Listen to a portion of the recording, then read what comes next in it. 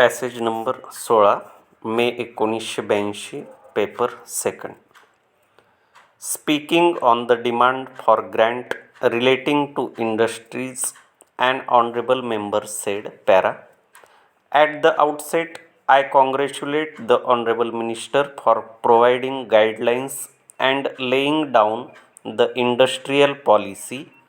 Needless to say that the industrial policy of the government reflects itself in every walk of life and affects the life of every individual citizen inhabiting the country. The previous government set up certain industrial units not on the basis of any sound industrial policy but merely on political considerations without proper planning. Para.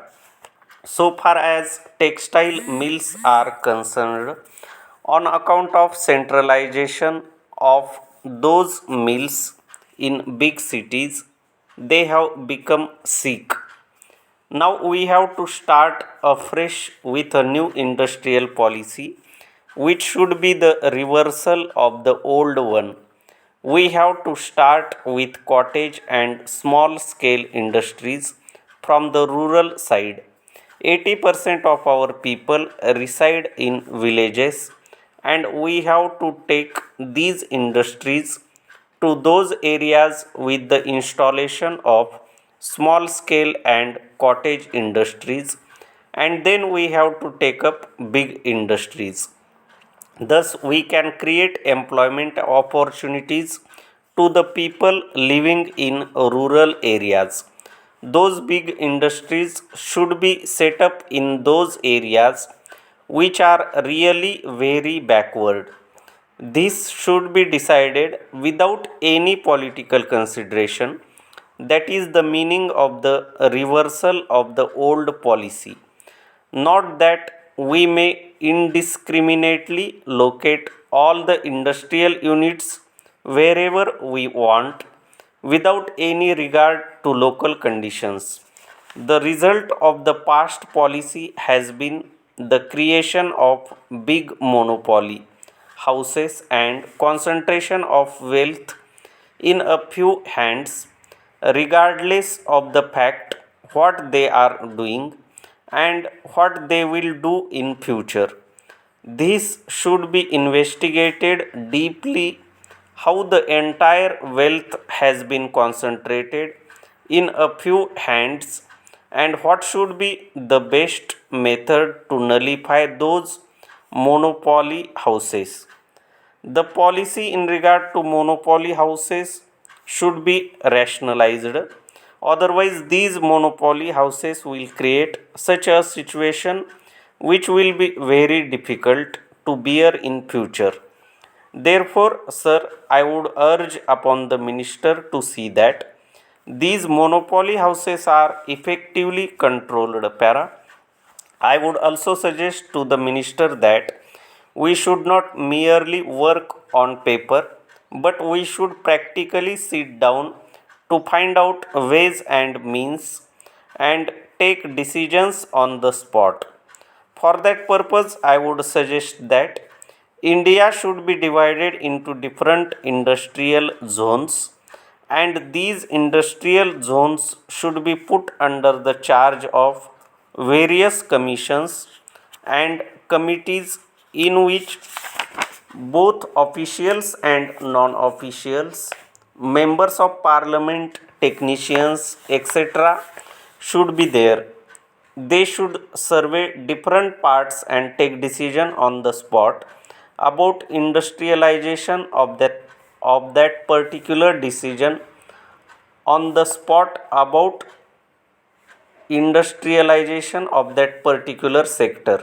We cannot take decisions about industrialization of entire country by sitting here in Delhi. Para. BD industry is also a cottage industry. By levying certain excise duty on this industry, both the consumers and the poor workers have been hit hard. So I would request the minister to intervene in the matter and request the finance minister to drop additional excise duty on BD. Para. I would suggest that the handloom industry should also be exempted from excise duty. Handloom cloth is produced in our handlooms and till now it has been exempted from excise duty. In order to enable it to compete with the power loom industry, after levying the excise duty on handloom fabrics, the entire protection to the handloom industry has been lost, with the result that the textile industry has been given an edge over the handloom industry. That should not have been done. About 20 crores of people are affected by imposition of excise duty on the handloom industry. The budget has equated the handloom industry with the power loom industry. The imposition of the excise duty on the handloom industry will give an impetus to the big textile industry. They get their cloth manufactured by the power looms and get it processed in the textile industry. That will be a reversal of the policy. Therefore, it is for the Minister for Industries to intervene in the matter and get the budget modified to that extent. Para. When we are talking of small scale village and cottage industries, most of the people are thinking of coir mats or some sort of baskets, khadi and such sorts of things. But in the present context of the world, the pattern of small scale industries has totally changed. Of course, cashew and coir mats are some of the important rural industries. There are a large number of requirements from the international market for which subcontracting is made and more can be done in this country. If we have small scale industries utilizing the international demand for a large number of components and the requirements of the work of the community, I think we would be doing a good and excellent job. For example, we export spectacles to various countries in Southeast Asia and Europe. You mention an item and there is market in the international world. So the country's demand should not be the criteria for licensing or manufacturing those items, and that is where our great potential lies. Para. The credit policy requires a certain amount of rural bias. We have to change the credit policy in the light of new requirements. This credit policy is controlled at the Reserve Bank and Finance Ministry level. They may review it.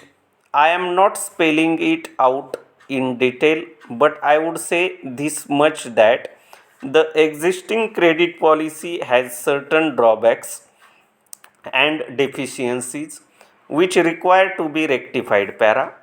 Our export requirements are of a varied nature for our export oriented growth to keep and improve our reserves and meet repayments of debts which have piled up to a very large sum, and this can only be done if we continue to maintain a good tempo of exports. Para. Our most fortunate thing is our placement on the energy.